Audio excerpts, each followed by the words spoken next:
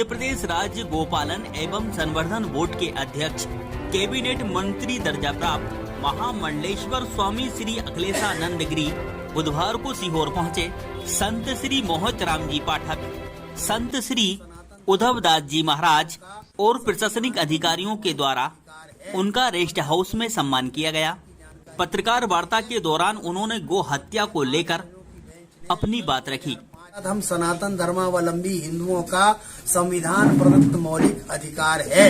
हमें अपने इस मौलिक अधिकार की जानकारी होनी चाहिए, क्योंकि सुप्रीम कोर्ट के 8 जजों की बेंच ने सन 2005 में एक महत्वपूर्ण निर्णय दे करके संविधान की मंशा को पुष्ट किया है। Banded cow slaughter houses in India, भारतवर्ष में गायों के कत्लखाने बंद होने चाहिए। ये भारत के संविधान की मंशा है और ये बात मैं लोगों को बताने जा रहा हूँ। जो लोग ये तर्क देते हैं कि गो हत्या करना हमारा मौलिक अधिकार है, व्यापार करने का मौलिक अधिकार है, संपत्ति अर्जित करने का मौलिक अधिकार है और हमारे धर्म ग्रंथों के आधार पर यह हमारा धार्मिक अधिकार है, सुप्रीम कोर्ट ने उनकी इस मान्यताओं को, इन दलीलों को साफ शब्दों में खारिज कर दिया है। इसलिए ये बात उभर करके आई है कि गोवंश की रक्षा करना भारत के संविधान की मंशा है और गोवंश की रक्षा करने के लिए भारत के संविधान ने भारत के प्रत्येक नागरिक को मौलिक अधिकार दिया है। इसलिए उस मौलिक अधिकार की जानकारी भारत के प्रत्येक नागरिक को होनी चाहिए। हर जिले में गौशालाएं खुल रही हैं। अब यहाँ का जो आकलन यहाँ के जिला के अधिकारियों ने, डिप्टी डायरेक्टर्स ने और जो हमारे पशुपालक हैं उन सब के बातचीत के माध्यम से जो मिला होगा, उतनी गौशालाएं यहाँ पर खुल रही हैं और आगे भी अगर कोई एनजीओ गौशाला चलाना चाहता है, वो गौशाला बनाना चाहते हैं, तो सरकार उसके लिए भी सहयोग देने के लिए तैयार है।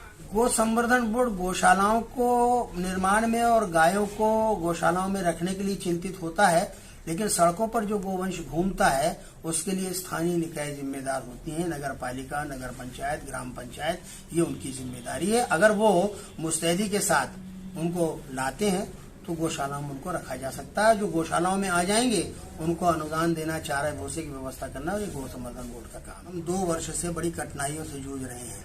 पहली बात तो कोरोना की वजह से हमारे देश का अर्थतंत्र गड़बड़ाया है और इसके कारण जो गौशालाओं में अनुदान राशि पहुंचाई जानी चाहिए उसका प्रबंधन भी हम करते हैं।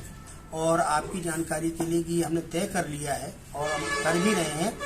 किसी कारण से शिथिलता आती है अनुदान भेजने में, लेकिन ईमानदारी के साथ भले ही 2 महीने 3 महीने के लिए अनुदान किसी कारण से रुक गया होगा, तो वो रुका हुआ अनुदान भी हम गौशालाओं में भिजवा रहे हैं और धीरे धीरे जैसे जैसे हमारे पास राशि आती जा रही है, हम गौशालाओं को प्राथमिकता के आधार पर भेज रहे हैं। और इसीलिए हमने इस गोग्रास योजना की बात को बड़ी तेजी के साथ उठाई है कि अगर गवर्नमेंट का पैसा नहीं आया तो क्या जन भागीदारी कोई मायने नहीं रखती है।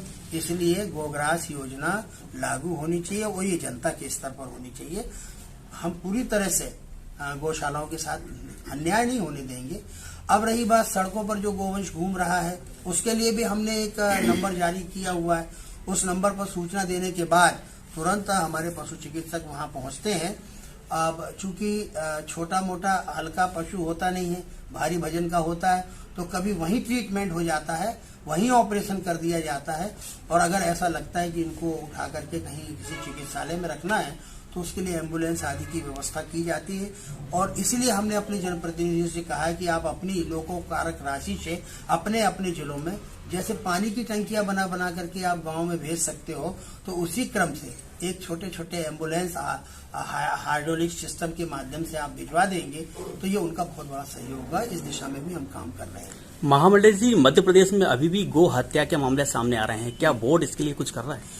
बोर्ड का ये विषय नहीं बनता है, बोर्ड का विषय जागरूकता का बनता है। और जहां तक गो हत्या का मामला आता है तो मैं आपके माध्यम से जन जन तक ये संदेश पहुंचाना चाहता हूं कि मध्य प्रदेश ही एकमात्र ऐसा आज की तारीख में राज्य है जहां पर गोवंश वध प्रतिषेध अधिनियम लागू है, जिसके अंतर्गत मध्य प्रदेश में गोवंश का किसी भी कीमत में वध नहीं होना चाहिए। और यदि ऐसा होता है तो अपराधियों के प्रति सख्त रवैया जिला प्रशासन को और पुलिस प्रशासन को अपनाना चाहिए।